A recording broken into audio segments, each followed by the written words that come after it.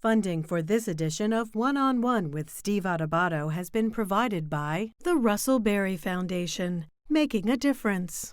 Holy Name Medical Center, this place is different. The Turrell Fund, supporting Reimagine Childcare. TD Bank. United Airlines, connecting people, uniting the world. Seton Hall University, showing the world what great minds can do since 1856. The Fidelco Group. ADP, always designing for people. And by Fedway Associates, Inc. Promotional support provided by NJ On Air. And by ROINJ, informing and connecting businesses in New Jersey.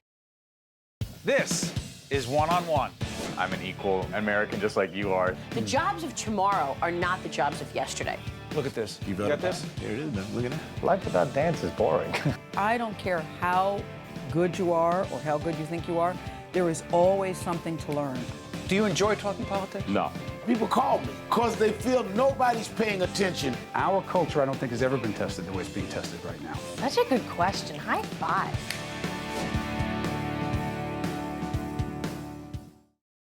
Hi, I'm Steve Adubato, a very special edition of this program where we meet two people who I actually met. I was on location. We had a great tour and did a great video initiative, but we're remote now, and they are, in fact, Toba and Rabbi Zalman Grossbaum, founders of Friendship Circle and LifeTown, which is, in fact, where you are right now. You're at LifeTown, right? Yes. Well, welcome to LifeTown. We wish this place was buzzing with kids, but we're glad to meet you here today. Rabbi, make LifeTown come alive for everyone. Again, I was fortunate enough with our video crew to get to see it firsthand, but what is it and why does it matter so much? Just last September, we had the grand opening for this center. And what we're sitting in right now is an indoor city where individuals with special needs can learn life skills in a real setting. And from September until March, till COVID hit, this place was buzzing. We had schools coming from throughout the state and beyond to use this as part of their educational curriculum. And we look forward very soon, hopefully, to welcome everyone back again. Well, as we talk about this, I'm going to ask our video team to roll some video from the mini documentary we actually did on LifeTown to make it come alive for people since we can't be there in person. But Toba, let me ask you this. The rabbi talks about the impact of COVID. What impact has COVID had on your ability also to raise money as a not-for-profit? Help us. So the challenge, of COVID hit everybody, but for our families and for parents who are challenged, with some of them with even more than one child with special needs, it took on a whole nother world. The isolation, the self-care. Some of our families still have not even gone back to any kind of in-person. And the remote learning doesn't work for a lot of our population. So this has made the challenge so much more difficult for our families than anyone else dealing with this pandemic. The other reality is raising money now. You've been very creative and innovative. I'm a fan of that because we have to be, particularly in the not-for-profit world. You have parades and something called a carnival? Yes. So thank God we've been very fortunate. Our friends have been there for us. The Federation has stepped up to help us financially so that we could continue offering as many programs as we can. We've been doing a lot of outdoor events, carnivals where the families come and ride by in their car, and to their window they are brought activities like shooting, dunking the person in the tank, and carnival games galore each step of the way while they remained in their car and socially safe. We've done several of those on Sundays, and lots of Zoom and outdoor programs while the weather was nice. Rabbi, put this in perspective for us. You and Toba, representing your organization, are the winners of the 2018 Russ Berrie Making a Difference Award. And that's how we met you. One of the great things about this initiative called 25 for 25, where we feature 25 Russ Berrie Making a Difference awardees, winners, if you will, over the past 25 years, which I'm going to tell you has not been easy. Because to put things in perspective, $3.5 million in cash awards over these 25 years, 366 New Jersey's most dedicated citizens have been honored with this prestigious award. You remember back to 2018 when you won the award. What did it mean then, and what does it mean now, Rabbi? Sitting there at the luncheon and in the energy in the room, listening to the other honorees, how they were innovative in their community's challenge and rising to that challenge to create something unique that never existed before, thinking out of the box. That was really the energy that we felt that day. And that's what COVID presented. You know, we were so based on our in-person programming, based on our teen volunteers, adult volunteers, over 1,000 volunteers. With LifeTown in the center, all the programs, the schools coming to the center. So COVID turned everything upside down. But from the very first day that we closed this building, we were on Zoom. We were offering virtual programs. For our cooking programs, we sent full kits. We've been doing that for the past 8 months, sending full kits to the homes. Same thing for the art programs, trying to be innovative. So it really caused us to reach deep within us, to figure out who we really are. You know, as a rabbi, when we founded this organization, we founded based on the biblical concept of V'ahavta l'reacha kamocha, love your fellow as yourself.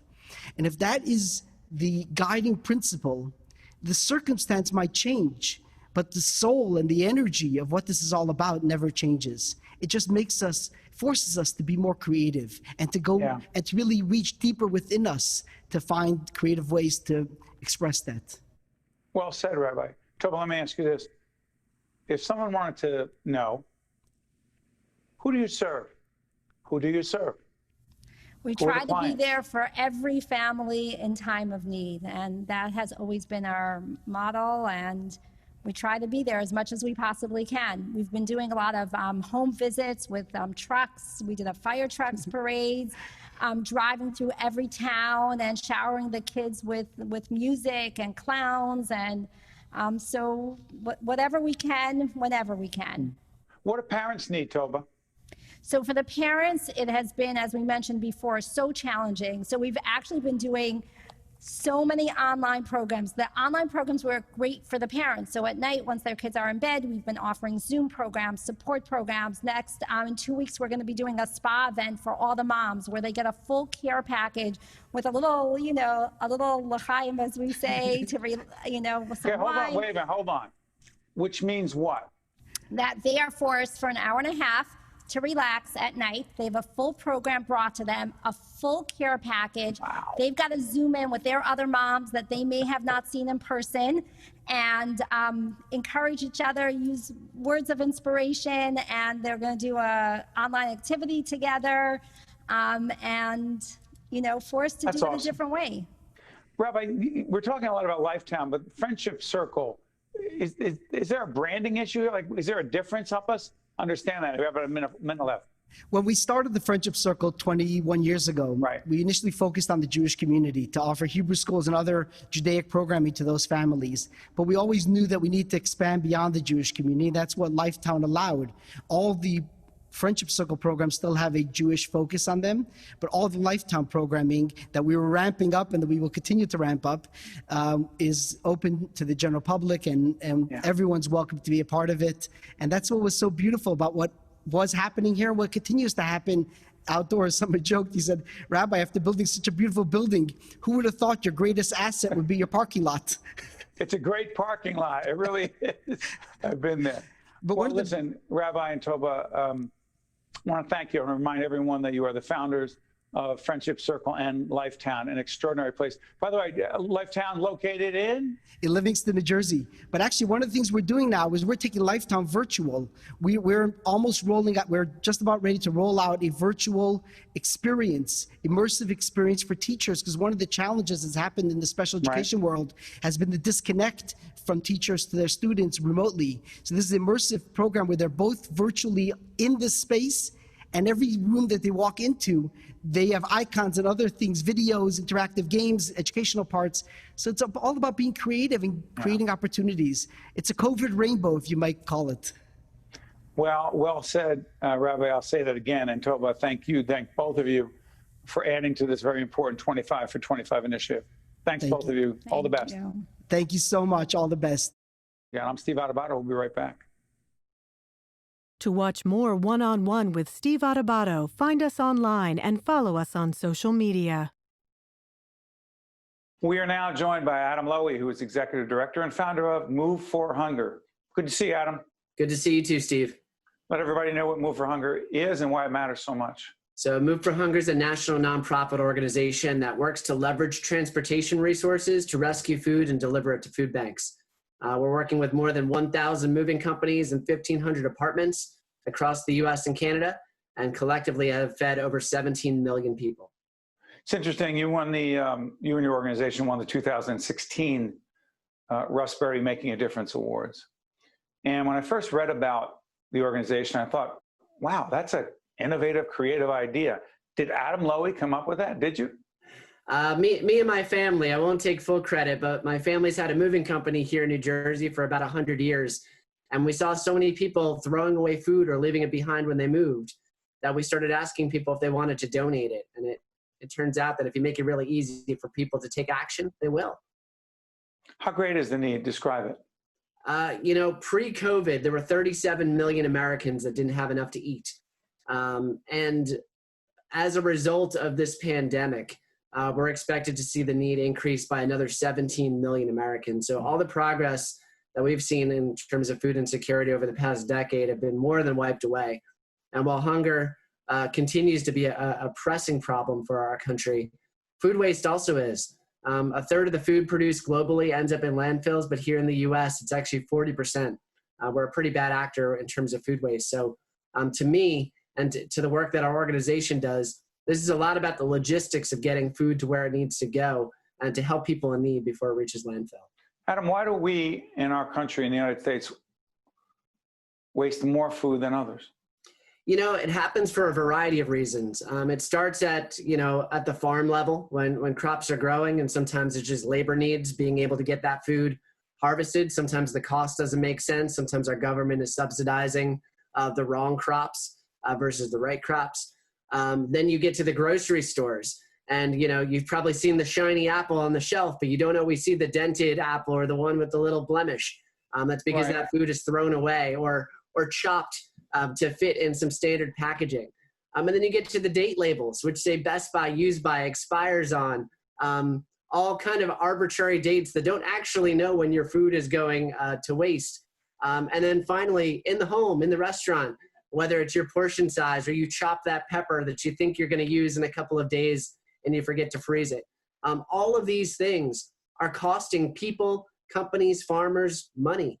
And I think at the end of the day, what we're going to see is it makes sense to invest in ways to bring food loss to a minimum because it will actually raise the money we get to keep in our wallets, the money the farmers and the restaurants have. It makes good financial sense not to waste food. But more importantly, we don't want this food ending up in a landfill, creating greenhouse gases, which contribute to climate change. You talked about how COVID has impacted the people you're serving every day. How has COVID impacted your organization as a nonprofit? Yeah, like many organizations in March, we were worried, are we going to be able to keep our doors open and continue to work to meet the need? Many of our food banking partners here in New Jersey and all across the country are seeing 10 times, 20 times the need they ever have before. People are visiting food banks for the first time in their lives, and we don't really see that slowing down. We're very fortunate that a number of foundations here in New Jersey and across the country stepped in to help us not only have some breathing room, but to continue to be innovative and creative to tackle this problem. So we actually pivoted some of our operations, focusing less on food drives during this time and more on big bulk food recoveries and teaming up with gleaning organizations. We've teamed up with some farms here. New Jersey Farmers Against Hunger has been a great organization we've been working with to rescue some food from. Russ Berrie has been, their foundation has put us in touch with a number of organizations locally across the state, but then working with big companies like Sodexo and Kraft, who might have a product that was going to expire, where we could actually collect truckloads of it and get it to a food bank before it gets thrown away. So it's been an interesting shift, but all while making sure we're able to continue to rescue food from people moving in and out of homes and apartments. So we're firing on all cylinders.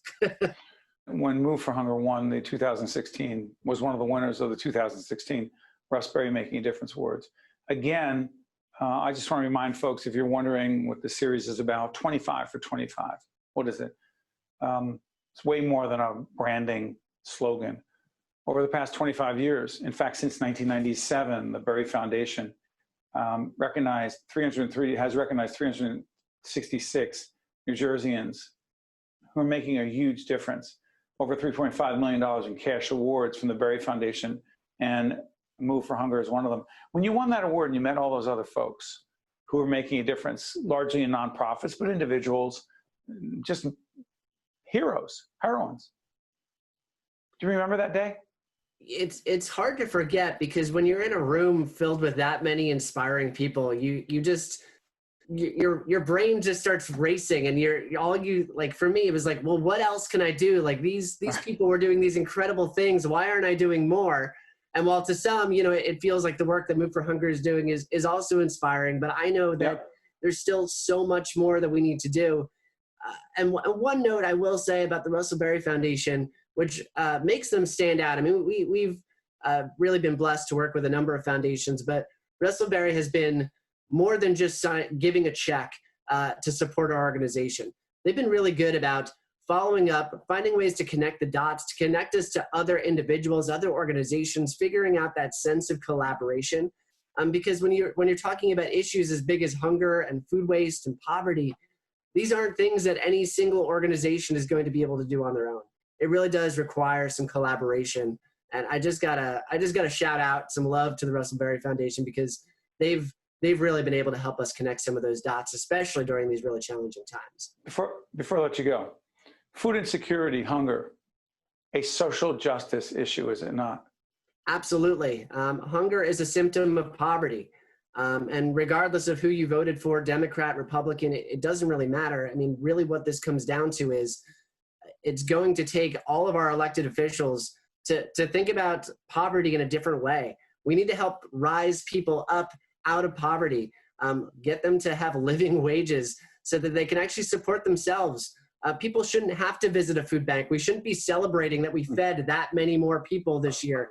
My goal is to eventually go out of business, which I know many food banks and pantries would like to do as well. But until then, we need to continue to advocate and put positive pressure on the system to move in that way to really help people help themselves. Adam Lowy is Executive Director and founder of Move for Hunger, one of the 25 for 25, over 25 years of the Russ Berrie Making a Difference Awards that we recognize. Adam, we thank you for joining us, but more importantly, for the work you and your colleagues do every day. All the best. Thank you. I'm Steve Adubato. We'll be right back. To watch more One-on-One with Steve Adubato, find us online and follow us on social media. We're now joined by Melissa Gertz, co-founder, executive director of the Community Justice Center. Good to see you, Melissa. It's last time we saw each other was in person at the Berrie Awards. It was. Yeah, let's put this in perspective. You're a 2018 winner of the Russ Berrie Award for Making a Difference. First of all, tell folks what that meant to you and your organization. Well, it was incredibly humbling. It brought me back to kind of a guiding star for me, which is the former New Jersey State Supreme Court Justice Virginia Long. One of her quotes that has guided me for a long time. You will have the chance to make a difference. The issue is whether you will take it. You can be an ordinary thread in the tunic, or you can be that royal touch of purple that gives distinction to the garment. Be that royal touch of purple to the world. Winning that award confirmed that I was doing something right. And I was last year, thanks to the publicity of the foundation, I was lucky enough to be inducted into the Supreme Court of the United States in front of all 9 justices. Amazing. You know, I was remiss. I don't want to assume that if people saw our previous interviews that they know what the Community Justice Center is. A, what is it, and who do you serve? So the Community Justice Center is a legal services nonprofit based in Trenton, serving central New Jersey's veterans and others who struggle with invisible disabilities. Basically, we assist them in trying to get the treatment and benefits that they rightfully deserve, either before the Department of Veterans Affairs or the Social Security Administration. We are the only New Jersey legal services nonprofit accredited to appear in Veterans Court. We've been asking all the winners of the Russ Berrie Award for Making a Difference. The Making a Difference Award is this. COVID has impacted our lives in so many ways. How has COVID-19 impacted not just the work of your organization, but the people you serve? In terms of the work, the courts were closed for a very long time, so everything was kind of put on hold, even though the health and the needs of our clients, that was not put on hold. In terms of our client population, almost all of our clients fall within COVID's vulnerable population category because of the health conditions that they're dealing with. We kind of switched gears a little bit and helped them with, getting their stimulus checks and getting other sources of funding that might have become available because of COVID. The courts are now slowly opening, and we're moving forward now, but it's been a long year in that sense. It's interesting, Melissa. We talk all the time about our veterans and our heroes and what they've done for us to allow us to continue to live the life that we live in our country. But as I remember interviewing you, and I've been honored over the last many years since the Russ Berrie Awards started to host that event, so I've met so many fascinating people. I remember when I interviewed you, you talked about this, and I want to talk about it again. Veterans often have a very difficult time obtaining disability designation from the VA because? In part, it's a very, very, very complicated process, and those that are trying to seek the benefits are also medically sometimes very ill and trying to fight for their benefits while also, in a sense, trying to get better. One of the other differences within the Social Security Administration to get disability, there are about 170 different medical codes, so to speak. In the VA, there are thousands and thousands. And the VA, it's also, if you think of that old children's game, Chutes and Ladders, a claim can kind of go up and down and up and down and up and down. And in between each decision can take years. So it's a very long process. And it's just very cumbersome and complicated, and it shouldn't be, but it is. It's interesting. You talk about the Social Security Administration, but also the VA, the Veterans Administration. Cumbersome, we get it, bureaucratic, but I don't understand, why are there two different places that disabled veterans would go? Why isn't it one centralized federal agency? Well, they have two very different purposes. The Social Security Administration has to do with whether you can work medically or not, and you're either entitled to it or you're not. It's all or nothing. On the VA side, they don't care about whether you can work. They care about whether you're injured and whether it's connected to service. And you don't get all or nothing. You can get partial disability. You can get, it's on a scale. But because they have two different purposes, they have two different definitions of disability, and they also don't talk to each other very well. Shocking. So you say about federal agencies. I want to do this. Melissa, tell folks in the time we have left why you care so much about these veterans. So it's very personal to me. In the summer of 2004, while in the midst of attending Rutgers Newark Law School, I was doing civil rights work in the Mississippi Delta, and life pretty much decided to rudely interrupt. In short, I was in a near fatal car accident. I survived, but not without a face full of hardware, extremely limited vision, PTSD, and most significantly, traumatic brain injury. So I have an insight because of my personal experience, and I have the legal background to serve these veterans. And I would say they're more willing to open up to me because I share their experience.